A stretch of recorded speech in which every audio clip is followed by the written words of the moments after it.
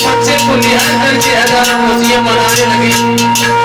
जैसे ही कंस का ध्यान आया प्रसन्नता गायब हो गई।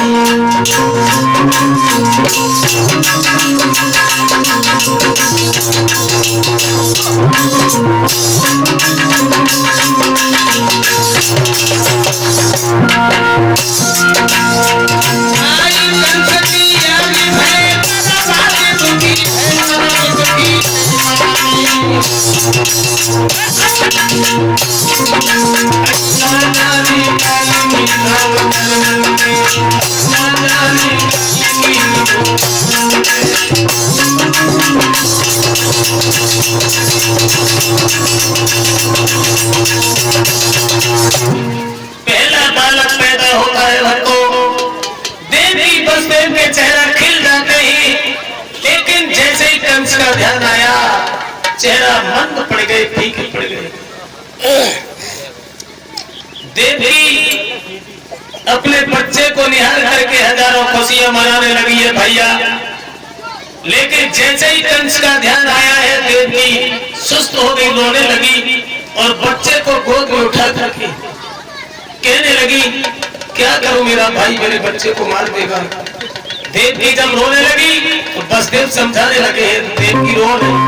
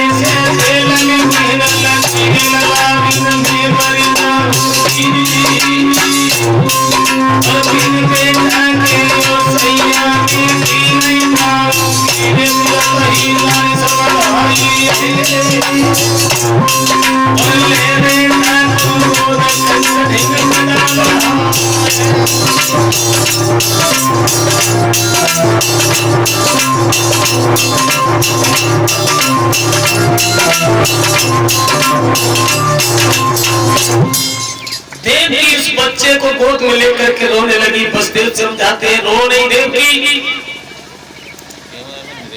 हमने तुम्हारी बड़ी मुसीबत से उस दिन जान बचाई थी, लेकिन देवकी तुम रो ना। बसदेव कहने लगे तुम्हें दुख है माँ होने के नाते, तो मुझे भी दुख कम नहीं है पिता के नाते, लेकिन देवकी में क्या करूं। उसी समय भक्तों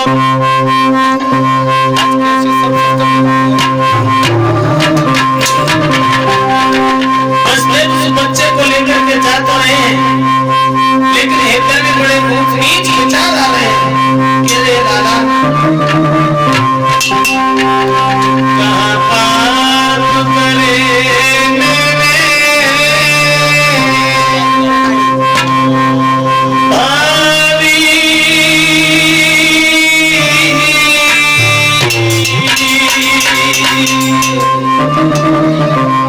बच्चे को गोद में लेके जाते रहे हैं। बसदेव सोच रहे हैं प्रभु मैं बड़ा अभागा निकला जो अपने बच्चे को मार डालने के लिए स्वयं लेके जा रहा हूं। कहाँ पाप करे मैंने भारी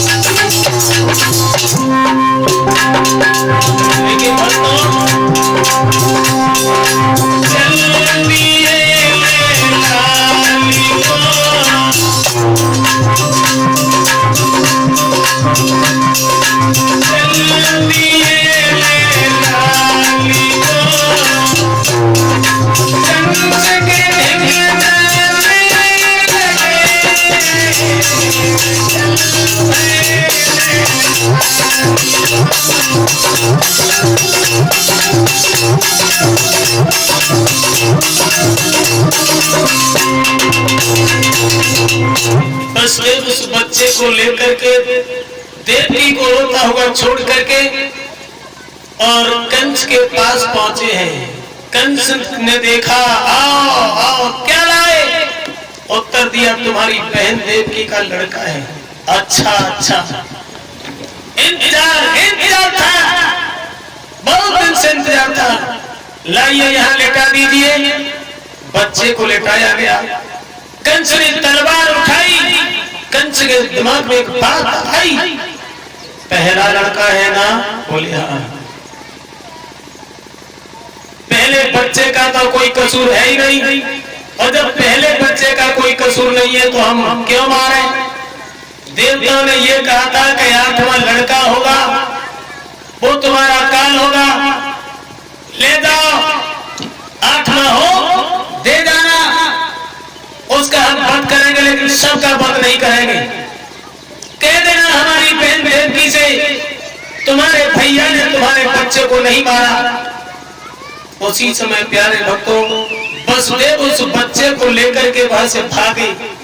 भाग करके देवकी की गोद में जैसे ही उस बच्चे को दिया, देवकी अपने बच्चे को जिंदा निहार करके हजारों दुआएं अपने भैया को देने लगी। तेरी उम्र हजारों वर्ष की हो जाए मेरे वीरन, तुझे मेरी भी उम्र लग जाए, तूने मेरे बच्चे के ऊपर तरस किया। और इधर तो देवकी भैया को दुआएं देने लगी, लेकिन ये बात देवताओं को अच्छी नहीं लगी। देवताओं ने सोचा अगर कंस को ऐसे ही दया आती रही तो भगवान को अवतार लेने में दिन लगेंगे, अब समय लगेगा। नारद ने देखा, नारद कहने लगे, वाह, अमृत जहर के भरे हुए घड़ा में अमृत कहां से आ गया? जहर का काम होता है जिंदगी लेने का, और अमृत का काम होता है जिंदगी देने का। प्यारे भक्तों, नारद ने पीड़ा उठाया, चल दिया। चलते चले जा रहे हैं नारद।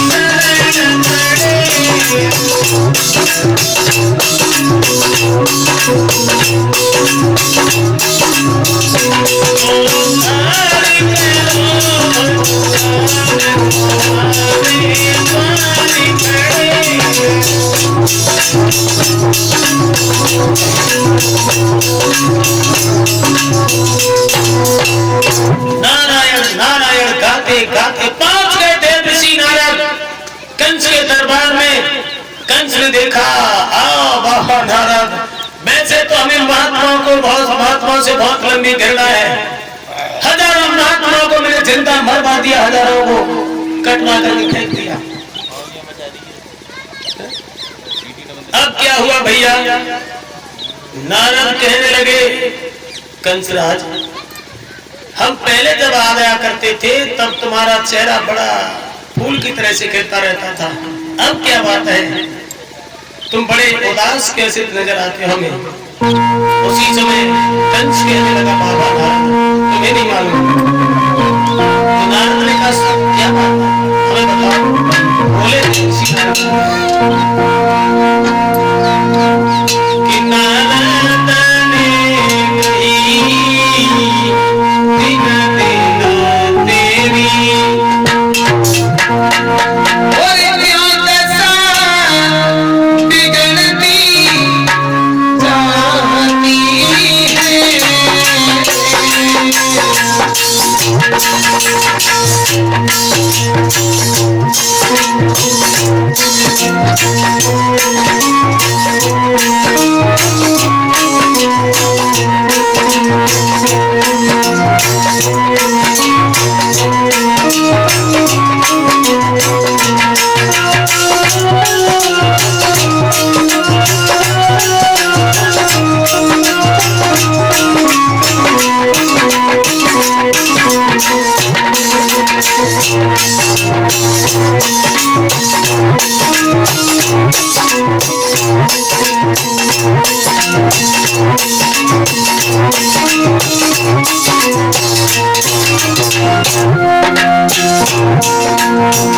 बोलो कुछ तो बोलो ना।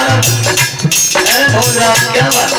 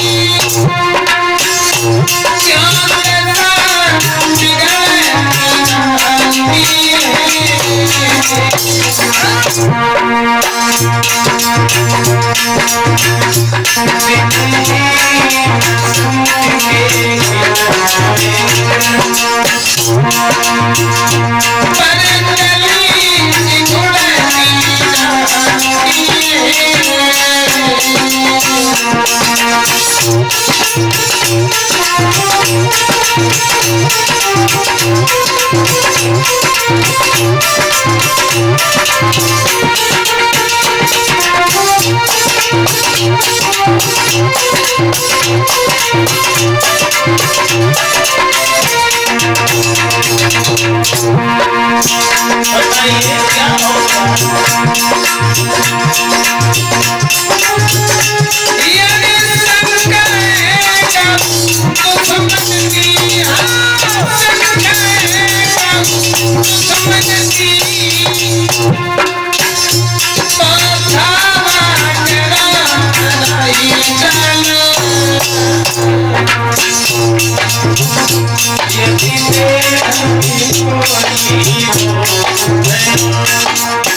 बोले ही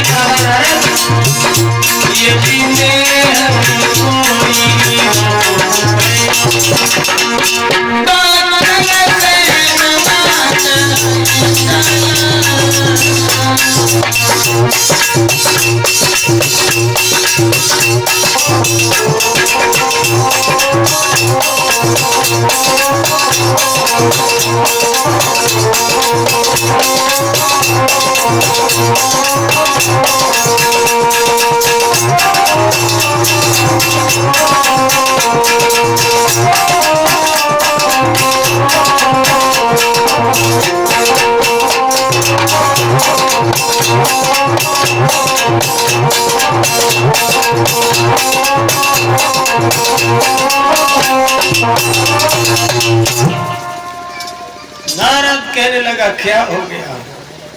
बोले बाबा नारद तुम्हें तो मालूम ही है मेरी बहन का 8वां लड़का मेरा काल बनेगा। भैया तैयार लाला।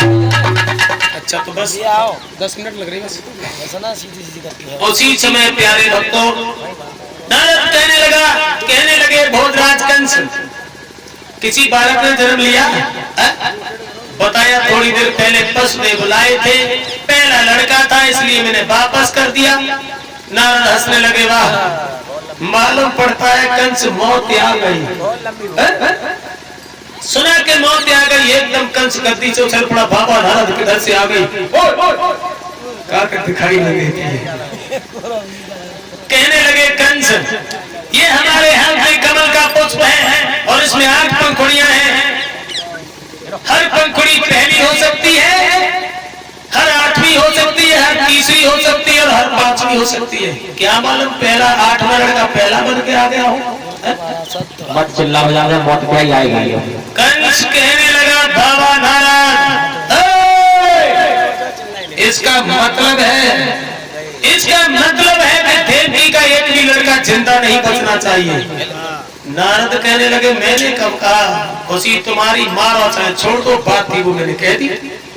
अब क्या हुआ भैया, नारद रुई की ढेरी में चिंगारी लगा करके चले गए। नारद जो थे वो तो चले गए,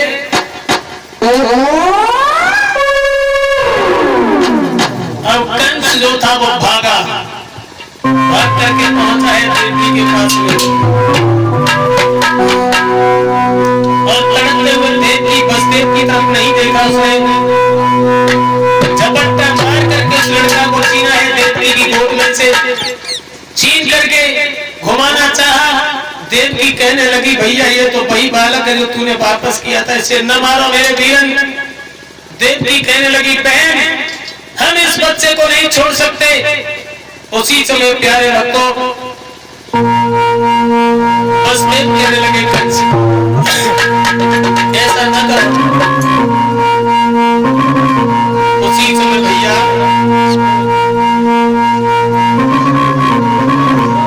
उस कंस ने देवकी की गोदी से उस बच्चे को छीना। अरे पैर पकड़ के घुमाएंगे दीवार से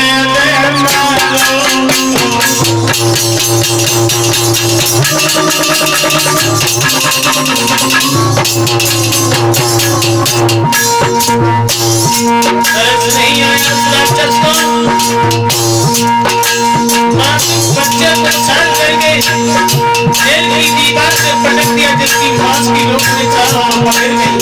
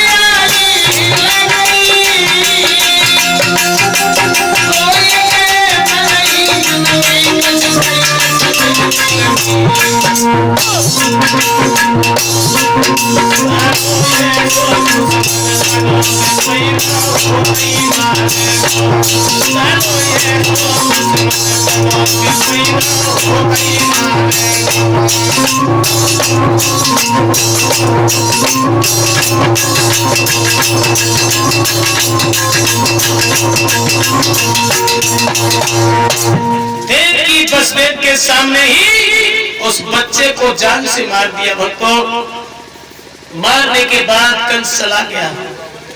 धीरे धीरे प्रमाण ये मिलता है कि ऐसी बात से देवकी के 6 संतानों का वध कर दिया। अब 7वें गर्भ का जब नंबर आया, इधर देवकी जेल खाने में बुरी तरह से रो रही अपने बच्चों की याद करके भैया।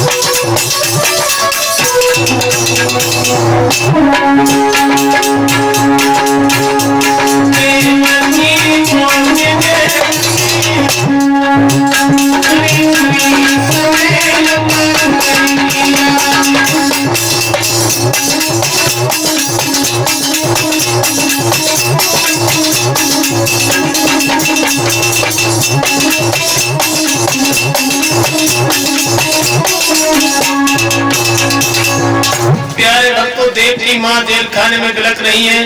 अब क्या हुआ, जब 7वें गर्भ का नंबर आया तो भगवान ने अपनी योग माया से कहा कि तुम जाओ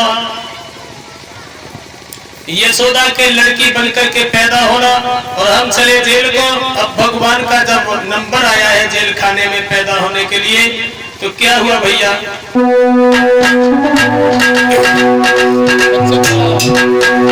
बच्चे को बुलाना भैया, बस तो बने कोई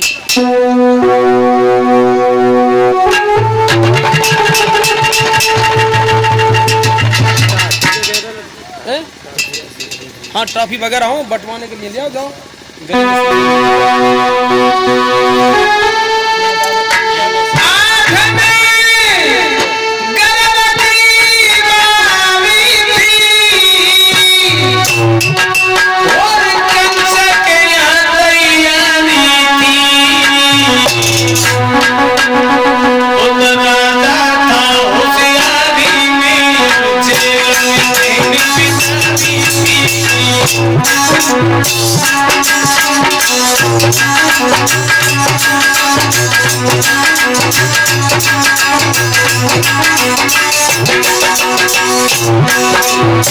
क्या बात है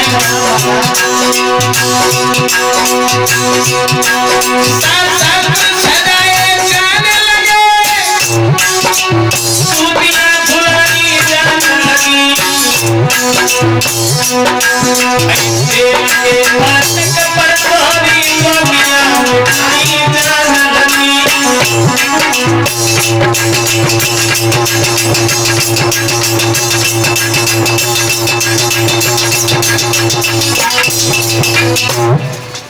आठवें गर्म का जब नंबर आया कंस ने सबको सतर्क किया। सुनो, जो पहरेदारी पर दो पहरेदार खड़े उसकी जगह पर 10 खड़े कर दिए जाएं। अब भगवान चले जेल खाने में। जैसे ही जेल में भगवान पहुंचे ही सच्चिदानंद स्वामी जी, भक्तों जेल की दीवार पर एकदम इतना प्रकाश हुआ, एकदम जेल को चमकने लगी है दीवार। तो बसदेव देव की चौक पड़े, कहने लगे लगता है स्वर्ग चल करके जेल खाने में आ गया है, हम चल करके स्वर्ग में पहुंच गए हैं। क्या है ये? भगवान कहने लगे भक्तों चिंता न करो, हम तुम्हारे पास में आए हैं और तुम्हारा पुत्र बनकर के यहाँ पर अभी अवतार लेंगे। उसी समय भक्तों एक बात कही भगवान ने, क्या आप चिंता न करें, आप किसी तरीका से हमें जन्म लेते लेते गोकुल में पहुंचा दे बाबा नंद के यहाँ पर। कहने लगे प्रभु हमारे तो हाथ पैर में हथकड़ियां बेड़ियां पड़ी हुई है, भला हम कैसे पहुंचा सकते? बोले इसकी चिंता न करो। उसी समय प्यारे भक्तों भगवान ने एक जरा सा शिशु का रूप धारण किया और देव की मैया के गोद में अवतार हुआ भगवान कृष्ण का।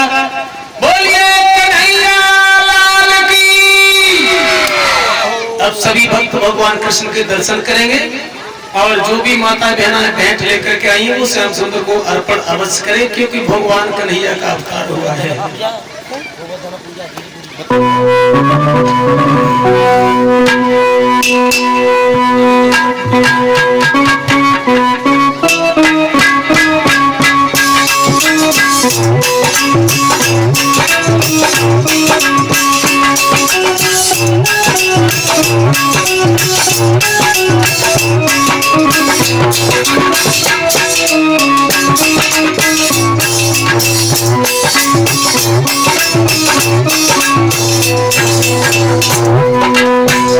पहले महाराज हमारे करीब लेकर के आओ।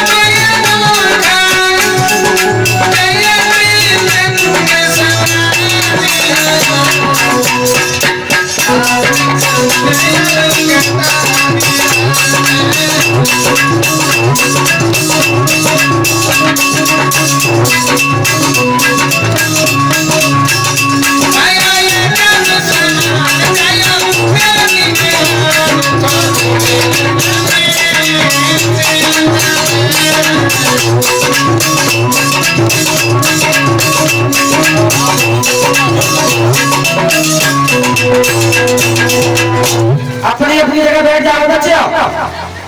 ए नरियाई पे जगह बैठ जा का बुंदे गाँव की औलाद ना सुधरी। ठंडी चवन्नी ना मांग करे 75 पैसा है। ये 75 पैसा उठे बीच में रास्ता बना दो, बीच में निकला, बीच में निकल जा। भगवान के दर्शन सभी भक्त करेंगे। जो भी अपने अपनी जगह बैठे रहे, जो भी भेंट लेकर के आई हो भगवान के चरणों में समर्पित करते जाएं। और आज भगवान कन्हैया का जन्म उत्सव, कल बाल लीलाएं, गोवर्धन पूजा, अपने अपने घर से खीर पूरी पुआ बना के लिए देसी घी में। और कंजूसी करोगे तो भैंसिया खुल जाएगी, गोवर्धन महाराज खटका कर देंगे, फिर कहोगे ब्यास जी झाड़ू लगाओ। हाँ ऐसा चोरी हो चलो, अब भगवान को जैसे ही अवतार हुआ है वसुदेव सूप में रख करके यमुना के किनारे ले पहुंचे। हथकड़ियां बेड़ियां टूट गई। जब हथकड़ी बेड़ियां छूट गई तो भगवान को लेकर के यमुना पे पहुंचे। जैसे ही यमुना में धसे तो यमुना मैया उफान भरने लगी है भाई। तो और जैसे ही उफान भरा है तो भगवान समझ गए। भगवान ने पैर नीचे लटकाया। पैर लटकाने के बाद यमुना ने चढ़ स्पर्श किए ही करने के बाद बाबा नंद के यहाँ गोकुल में पहुंचाया। यशोदा उस किवाड़ बंद करना भूल गई थी। वहां से भगवान कन्हैया को ले जाकर के लेटाया है। भक्त को यशोदा के पास में उधर से उस लड़की को उठा करके लाए।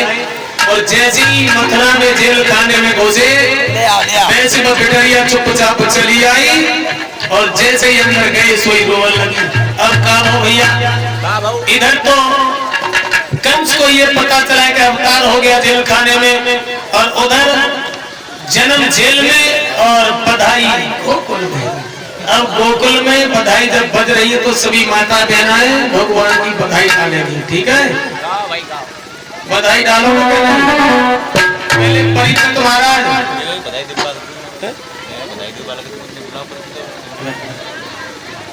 ओ परीक्षित जी महाराज, बालक तो यही है, कहीं नहीं जाएगा। और ज्यादा करोगे तो अपने साथ लिए जाएंगे, चिमटा सिखवा देंगे। ठीक है, अब ऐसा करना, डांस करना तुमको सबसे पहले। और जो भी माता बहना है डांस करना चाहती है भगवान श्याम सुंदर के उपलक्ष्य में करें। ठीक, कन्हैया ले आओ और डलिया और कन्हैया को ला करके मंच पर दे दो। ठीक, दर्शन कर लेते हमें।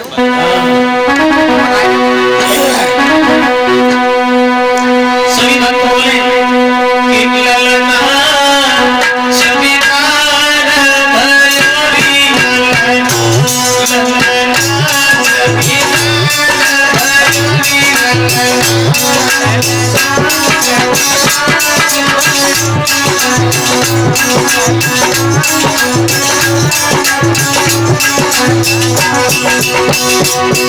अब कहीं बोल रही है हमारे यहाँ अगर कन्हैया का अवतार हो तो पूरी पांडाल नृत्य करती है पंडित महाराज।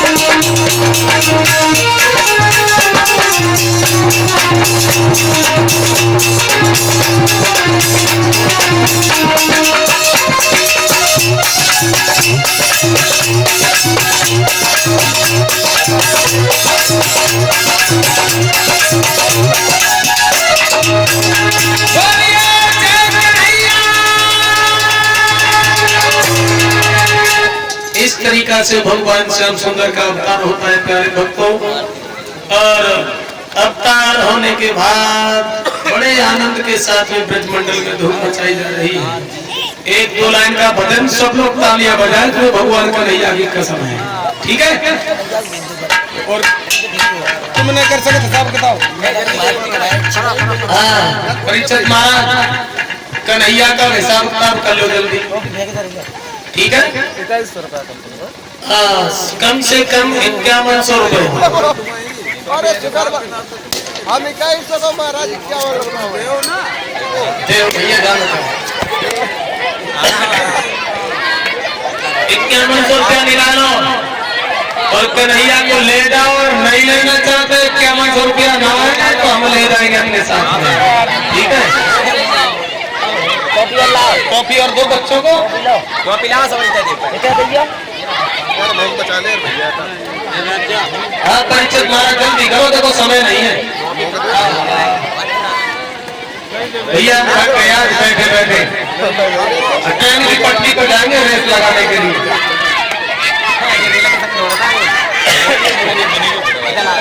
जल्दी करो परिचित महाराज, देर क्या है। 2100 रुपये निकालो और क्या और कौन निकालेंगे। चलो जल्दी करो, चलो एक भजन हो लेते, ठीक है।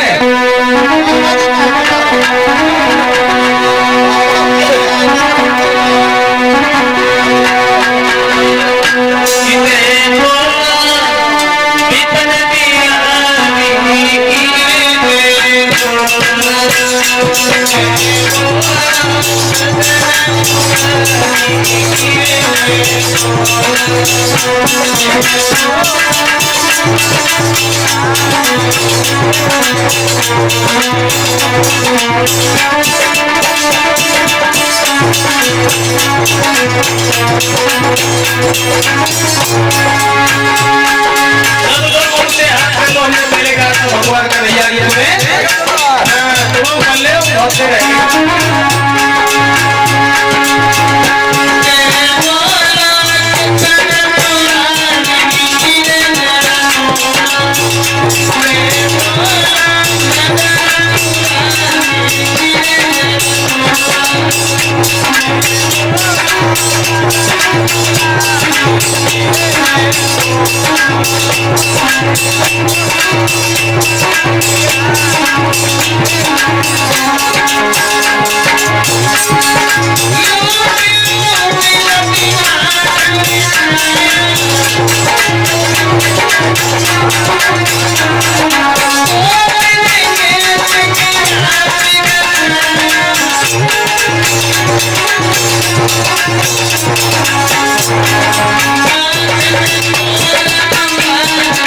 Yeah.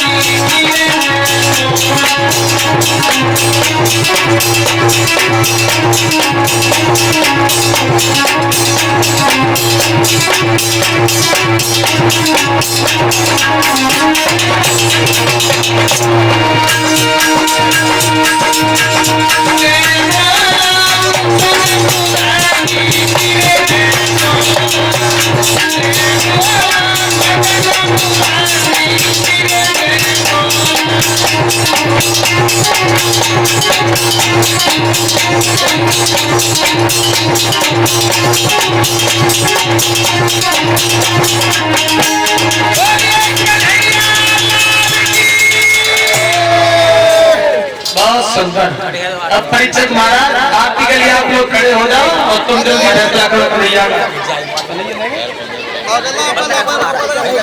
चला करो हम करेंगे।